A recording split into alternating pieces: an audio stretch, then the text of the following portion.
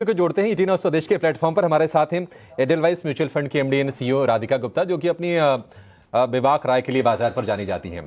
राधिका जी, बहुत शुक्रिया आपका समय देने के लिए। स्वागत है आपका ईटीना स्वदेश पर। सुबह से हम बातचीत कर रहे हैं और एक कंसेंसस व्यू निकल के आ रहा है कि बजट से कोई खास उम्मीदें नहीं हैं। आप क्या उम्मीद करके चल रही हैं?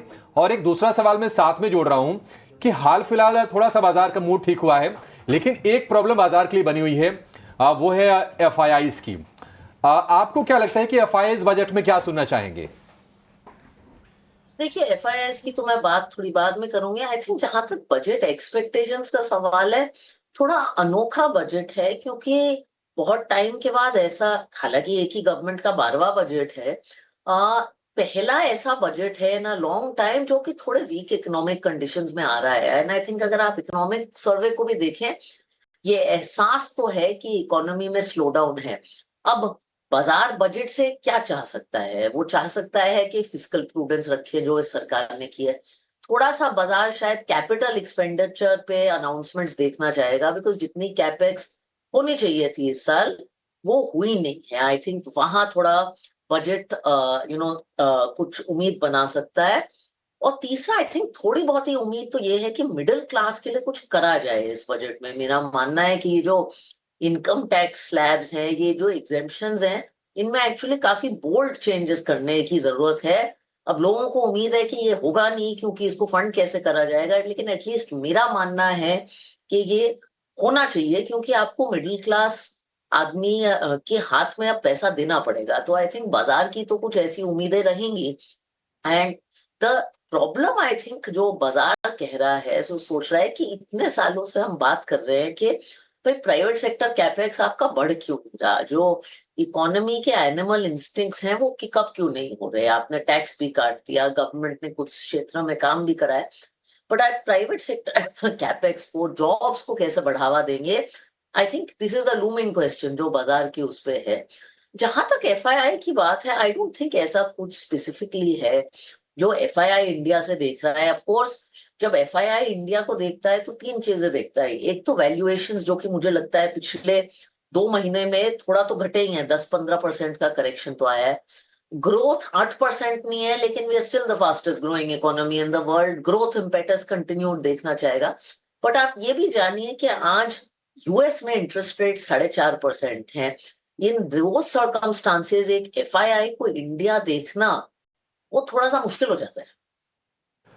ठीक है राधिका मैम, आपने बीच में एक बार शार्क टैंक पे गए थे, तब मैंने आपका, जब आप शार्क टैंक पे गए थे, मैंने आपके वो सारे बुलेटिन अमूमन देखे हुए हैं, एपिसोड्स जिस पे आप थे, और आप काफ़ी रिगरसली और काफ़ी सटीक सटीक सवाल पूछते थे वहाँ पर भी। वो मेरे सारे देखे हुए हैं बुलेटिन, और आपने एक दो को फंडिंग भी की हुई है ना? जी। राधिका मैम, जब भी आप किसी भी कंपनी को देखते हो या उसकी बैलेंस शीट्स को देखते हो या उसके बारे में देखते हो, आप तीन चार चीज़ें क्या देखते हो जो एक एक एक व्यूअर को भी देखनी चाहिए? बजट तो ठीक है, जो बजट तो मैडम ने बोलना है सो बोलना है, लेकिन हमारी भी तो सोच होनी चाहिए ना, हम भी तो कंपनी पकड़े, थीम पकड़े, कुछ समझें। तो तीन चार चीज़ें बेसिकली एक आदमी को क्या देखना चाहिए? आई थिंक सबसे पहले तो क्षेत्र देखते हैं, सेक्टर देखते हैं, ग्रोथ क्या है और उस कंपनी की उसमें पोजीशंस क्या है। तो even when in our own equity process हम देखते हैं, भाई हम उसे रोबस्टनेस कहते हैं, कि आप कितना रिटर्न ऑन कैपिटल जनरेट कर रहे हैं। अगर बाजार में इंटरेस्ट रेट 7% है, तो आप अपने काम से क्या जनरेट कर रहे हैं?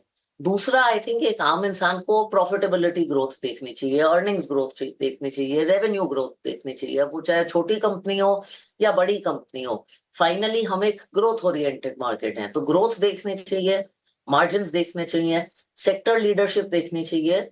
चौथा, वैल्यूएशंस देखनी चाहिए, चाहे वो शार्क टैंक्स जैसी छोटी कंपनी हो या बाजार में कोई बड़ी लिस्टेड कंपनी हो।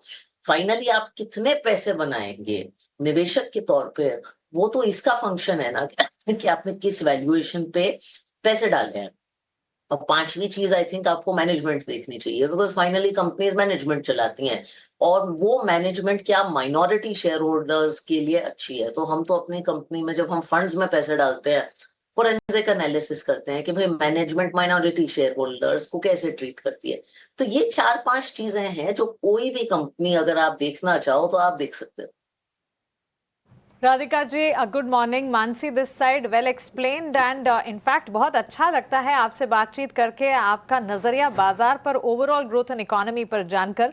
The animal spirit of Indian economy जिसकी आपने बात छेड़ी, केपेक्स, प्राइवेट सेक्टर केपेक्स की ही अगर बात कर लें, और सेक्टर स्पेसिफिक दो स्पेसिफिक एरियाज हैं जो कि कंजम्पशन और मैन्युफैक्चरिंग है। इस पर अगर कुछ निकल कर नहीं आया तो शायद मूड माहौल खराब हो सकता है। इस पर आप क्या कहेंगी? मैन्युफैक्चरिंग पे एक टारगेट रहा है कि मैन्युफैक्चरिंग को जीडीपी का 24-25% होना चाहिए।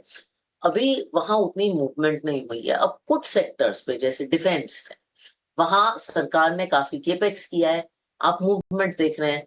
पीएलआई एक इंसेंटिव दिया है, वो कुछ क्षेत्रों में काम भी किया है, जैसे मोबाइल फोन्स है। तो ऐसी चीजें और क्या हो सकती हैं, ये देखना जरूरी है।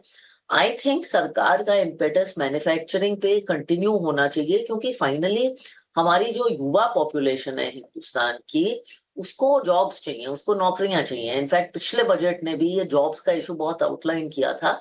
और आप नौकरियां सर्विस सेक्टर से नहीं दे पाओगे, आप नौकरियां मैन्युफैक्चरिंग सेक्टर से दोगे। इनफैक्ट पीएलआई ने जॉब क्रिएशन में काफी एड किया है। तो मैन्युफैक्चरिंग को पुश करने के लिए, कैपेक्स को पुश करने के लिए आप क्या बिग बोल्ड स्टेप्स कर सकते हो जॉब्स को पुश करने के लिए? मेरा तो मानना है कि जैसे आपका पीएलआई है, प्रोडक्शन लिंक्ड इंसेंटिव, आपका जॉब लिंक्ड इंसेंटिव भी होना चाहिए। तो आई थिंक ये बाजार देखेगा। दूसरी बात, जहां तक आप कंजम्पशन की बात कर रही है, कंजम्पशन में अगर आपको बोल्ड स्टेप लेना है, वो that is by giving money in the hands of the middle class. अब आप एग्जाम्पल के तौर पे ये जो इंटरेस्ट का एग्जेम्पशन मिलता है, आई थिंक ये करीब 2 लाख है। अब बॉम्बे, दिल्ली जैसे शहर में, बेंगलोर में 2 लाख इंटरेस्ट ईएमआई पे क्या होता है? आई थिंक इन रेट्स को ड्रास्टिकली रिवाइज करने की जरूरत है। इन्वेस्टमेंट इनकम पे 1.5 लाख का एग्जेम्पशन है, एग्रीगेट पर्सनल इनकम टैक्स। तो ये चीजें अगर आप करोगे तो आप लोगों के हाथ में पैसे दोगे, क्योंकि आजकल आम आदमी पर्सनल इनकम टैक्स भी देता है, लगभग हर चीज पे 18% जीएसटी भी देता है। How do you put money in the hands of the consumer? Felt like a 360-degree analysis on all that we should know on budget. Radhika ma'am, बहुत शुक्रिया आपका हमारे साथ जुड़ने के लिए और ये बारीकी से सारी की सारी बातचीत हमारे बीच रखने के लिए। और चलिए, इस वक्त तो फिलहाल एक छोटे से ब्रेक के लिए हम रुक ही रहे हैं, लेकिन हमारे स्टूडियो में हमारी पैनल और बढ़ गई है। कुणाल है, संतोष है, ध्वनि है, ब्रेक के उस पार, उन तीनों से भी